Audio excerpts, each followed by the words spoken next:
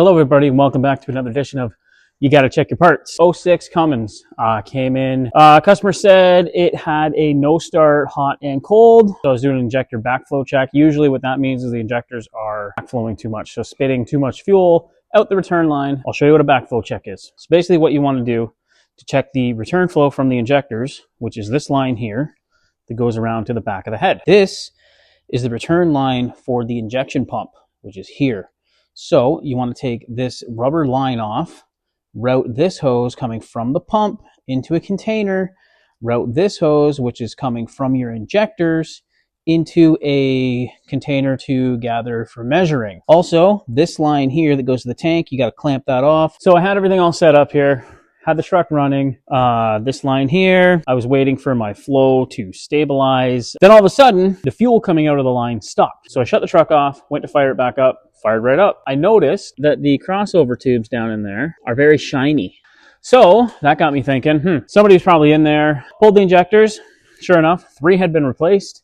But this is what I found on the one. So you can see right there on the end of the tube, those 2 little scrapes.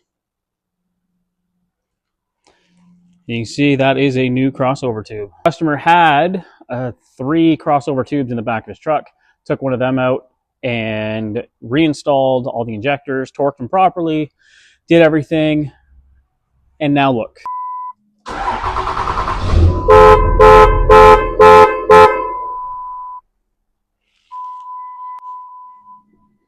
Ignore the honking. Typical Dodge problems. The park indicator doesn't work properly, so vehicle won't indicate park.